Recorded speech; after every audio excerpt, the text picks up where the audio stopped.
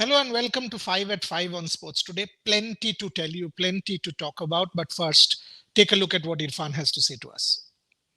क्या आप भी किसी अपने सपने मेरे तुम्हारे टीम 11 पे टीम बना रहे हो और बच्चों के साथ खेल रहे हो?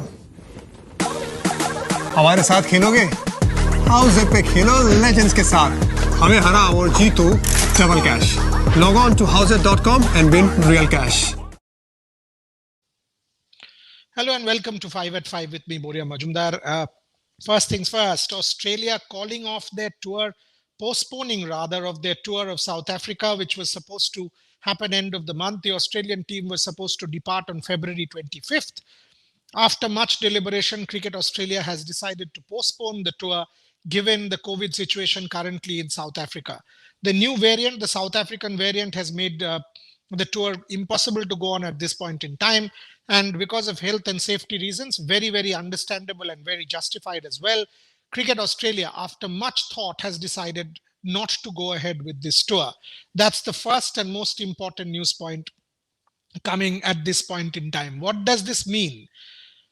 News point number 2. What does this mean for the final of the World Test Championship? What it means is New Zealand are the first team to make the finals of the World Test Championship, which is supposed to be played at Lord's between 18th of June and 22nd of June 2021. Will it be Lord's? We don't know yet. So we will have to wait and see depending on COVID. At this point in time, it's Lord's. Hopefully it will be if England gets it under control. But there is always a chance with COVID that it might move to Southampton because of the bubble facilities there in Southampton. So fingers crossed for Lord's. World Test Championship final needs to be at cricket's Mecca, but these are unnatural times. So we have to see whether the finals of the World Test Championship is held at Lord's. At this point in time, as I said, it's still Lord's. And hopefully with vaccination, England meeting their targets, they should be able to get things under control by Easter. Friends from Oxford also say that with that particular vaccine, with the Pfizer vaccine, with another coming in, maybe the Johnson & Johnson vaccine, which will get authorization, the United Kingdom should get it under control by Easter. And if that happens, then we will see the final at Lord's. Fingers crossed for that. Also, let me give you the scenarios. The scenarios, very simple. India needs to beat New Zealand. That's primary. If India does so, true. You do not have to depend on anyone. Beat New Zealand by a 2-1 margin. India done. 3-1, 3-0, 4-0. Any such margin, India will be through to the finals. If India wins 1-0, or if the test it's 1-1, or India loses, then it will become an Australia versus New Zealand final. So India will have to lose, or India will have to draw the series against England for Australia to be able to make it. In this circumstances, you can say that India definitely starts favorites at this point in time to make the final along with New Zealand. See my Twitter handle. See my Twitter handle for I've tweeted the scenarios as to what it looks like. Ideally, India should close out beating England. India should be in the final of the World Test Championship. But New Zealand is the first team, yet again a final at Lord's if it happens there. Yet again, Kane Williamson leading the New Zealand team. Finals of the World Cup in 19. Yet again, the finals of the World Test Championship led by the world's number one batsman at this point in time. Huge number of my viewers, huge number of people have messaged, have commented that can we get Kane Williamson on India Today and Sports Today. So Kane Williamson, it will be. They've made the finals today. What does he think of it? What does he think of him as the world's number one batsman? What does he think of Kohli, Smith, Root and Williamson, the quartet that we keep talking about? How is it that New Zealand keeps punching above their weight in every ICC event? What is his leadership philosophy? What does he think of T. Natarajan? What does he think of the IPL? What does he think of parenting between he and Virat Kohli? Both have had daughters within 1 month of each other. So this incredible similarity between the two from their under 19 days continues. And maybe they will be meeting at the finals of the World Test Championship. All of these questions and more in a very rare interview. When is the last time you've actually heard a Kane Williamson interview full length? Kane Williamson on Sports Today and India Today tomorrow. I will notify you of the timing as to when the interview will premiere. but it's Kane Williamson. They've qualified for the final. No better day than to have Captain Kane for you here on Sports Today. News point number 3.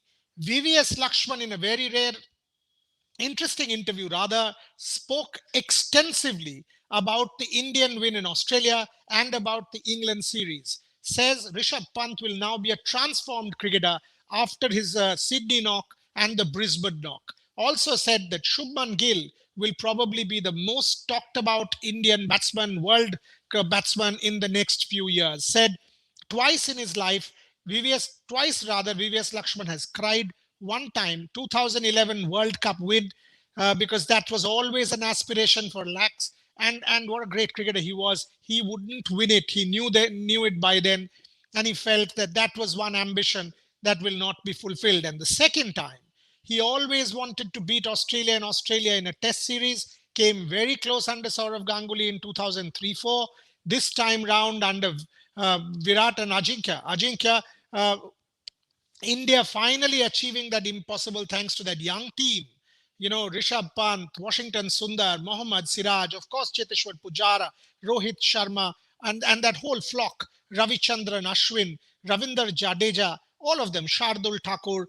VVS Lakshman says he was very tense, sitting and watching with his family, and he couldn't hold his tears. He was that emotional. So VVS Lakshman, that interview is already on Sports Today. Do check it out because it's a fascinating conversation with one of the greatest that we have produced in India. News point number 4. And again, extremely important. The Japanese Prime Minister on record confirming that the question is not whether, but how. How do we shape the Olympics? Of course, it'll happen. But what shape and form is the question now.